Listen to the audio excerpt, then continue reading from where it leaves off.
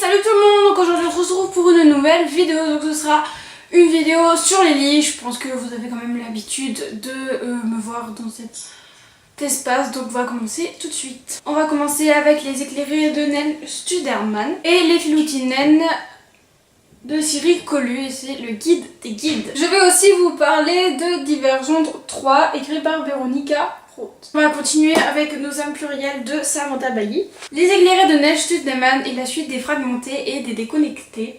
Donc celui-ci c'est le tome 3, donc ces vidéos englobent tout le tome 3.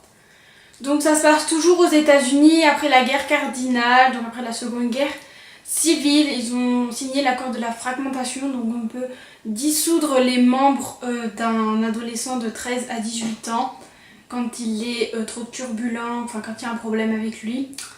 Et en outre, il n'y a plus d'avortement, donc du coup ça fait la population revient au même niveau que si on fragmentait pas les enfants. Et il y a aussi un groupe qui s'appelle les décimés, c'est des gens, on leur a dit bon bah le dixième par exemple, il sera décimé et bah manque de peau c'est tombé sur lui. Donc voilà, donc on suit Connor qui lui a été turbulent. Risa, donc c'est un manque budgétaire vu qu'elle est dans une maison d'élite de musique et elle sait pas du tout qui sont ses parents ni d'où elle vient. Et Lev, lui c'est un décimé, donc c'est le dixième. On a décidé que le dixième il serait un décimé et voilà. Et donc Connor il va s'enfuir. Sur sa route il va prendre Risa et Lev et donc ils vont échapper à la police. Et là il y a vraiment une grande histoire qui commence. Ils vont s'échapper à la police, ils vont être de nouveau à découvert, enfin leurs identités vont changer, enfin c'est vraiment un grand périple qu'on suit. Et donc on est toujours au tome 3 et j'aime toujours autant cette saga. Bon, une fois je me dis mais pourquoi ils vont se mettre dans cette vraiment boulette, ils pourraient pas tout simplement rester cachés. Mais non, quand on est en fuite il vaut mieux changer d'endroit. Mais il y a un moment où je me dis mais pourquoi ils font ça, pourquoi. Mais en fait, à un moment donné, on comprend tout, donc ça c'est bien. Et en plus, ce livre nous fait poser des questions. Donc, genre, il y a une question là sur chacun des bouquins. Bon, moi j'avais l'ancienne version défragmentée. Mais ce livre nous fait poser des questions sur si on a une âme, si notre vie en vaut la peine, et d'autres choses comme ça. Et honnêtement, c'est vraiment bien. Et il y a un suspense de ouf. On a tellement envie de savoir la fin. Je l'ai mangé, mais genre, ce livre, ça n'a même pas fait une semaine quoi. C'était trop bien. Les filoutines naines de Cyril Collu, donc c'est le guide des guides. Donc cette série je vous en ai jamais parlé et pourtant je l'aime beaucoup. Donc ça se passe en Finlande, donc dans des années un peu dans ce style, genre 2018-2019. Truc dans ce style. Et donc c'est une petite fille, elle s'appelle Lysia. Elle a genre environ je pense 11 ans ou un truc du genre, je me souviens plus du tout de son âge. C'est une jeune ado et elle va se faire attraper par des bandits. Donc c'est des bandits, rassurez-vous, c'est des bandits très joyeux, très gentils et tout, qui sont un peu... Bon, ils sont un peu durs sur les bords quand même, hein. Mais ils sont très chaleureux comme de la guimauve. Vous allez voir un peu le rapport tout à l'heure. Donc elle part en vacances, elle fait kidnapper par ces bandits et elle va les trouver très sympathiques, beaucoup plus sympathiques que son père qui est un très grand, je sais plus trop quoi. C'est une très grande personne, son père, et elle va partir et elle va un peu utiliser la fortune de son père pour faire plaisir à ses amis les bandits. Et du coup, et à chaque aventure, à chaque livre, on a une nouvelle aventure, mais toujours avec les mêmes personnages. Il n'y a jamais de personnages qui se rajoutent et ça c'est vraiment génial. Il n'y a pas de nouvelles têtes et tout, mais c'est vraiment très bien. C'est bien écrit, on comprend bien et il y a du suspense. Et le tome 3, c'est vraiment un retournement de ouf tout simplement. Je trouve pas d'autre mot, c'est un retournement énorme.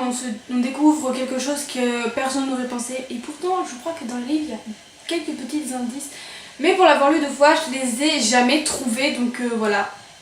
Donc lui, je vous le conseille. Et la série aussi, vu que c'est la fin de cette série. On va parler du tome 3 de Divergente qui est écrit par Véronica Roth toujours. Et c'est la fin de la trilogie. Donc ce roman a été adapté au cinéma. Je vous l'ai déjà dit dans ma précédente vidéo. Donc allez faire un tour. Et ça se passe dans un monde où une ville est divisée par faction. Donc il y en a 5. Il n'y a pas d'ordre, hein. Je vais commencer comme ça me vient à l'esprit.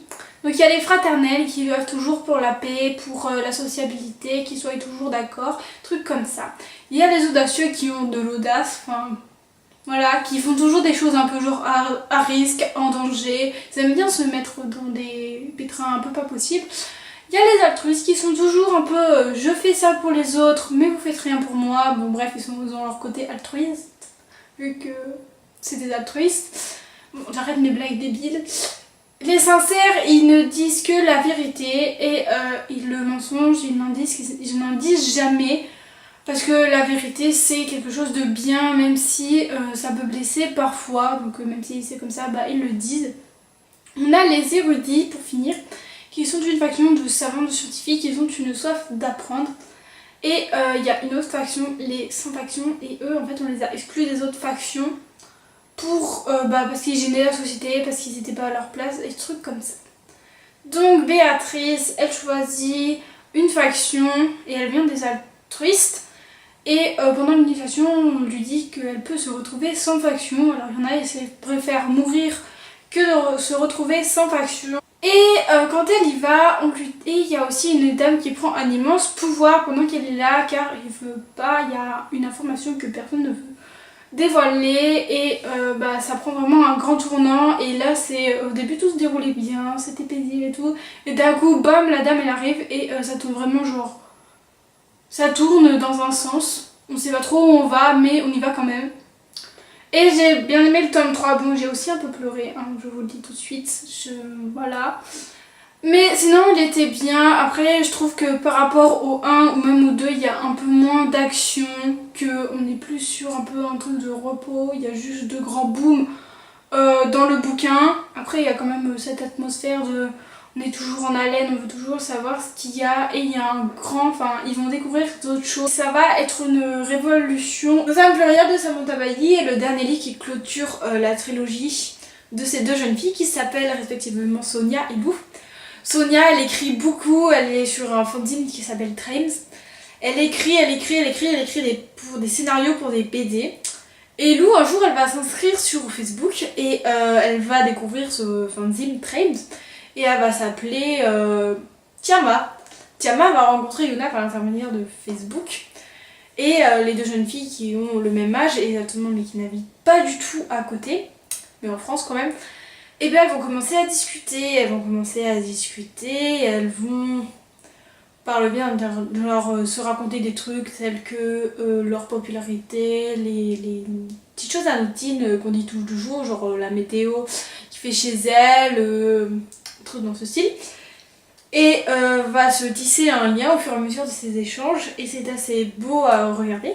Dans le même ordre, Sonia et Lou, donc de septembre à août, toujours, ça fait toujours une année. Et c'est toujours aussi génial de lire ces livres, c'est vraiment un moment de pause et de pas du tout de... On réfléchit pas, on laisse couler, le livre ça vient tout seul, et on arrête de se casser la tête, donc ça c'est ce que j'aime bien. Dans celui-là, il y a un peu plus de sentiments que par rapport aux autres, j'ai trouvé. Ça fait plus des montagnes russes, les émotions, ça fait plus de monter et descendre. Vous ne voyez pas, mais moi je vois très clairement de quoi je parle. Donc ça fait plus des montagnes russes, et c'est ça que j'ai bien aimé, ça rend un côté réaliste au livre. On a l'impression que ce sont des personnages plus réels et non fictifs qui parlent ensemble. Je trouve plus mes mots aujourd'hui. Elles ont toujours la même détermination pour réaliser leur rêve, c'est ça qui est bien. On sent qu'elles sont vraiment genre à fond. Et un message de ce livre, c'est d'y aller franco, et il faut suivre ses rêves. J'espère que cette vidéo vous aura plu, que ça vous aura donné envie de lire. Et donc, bye!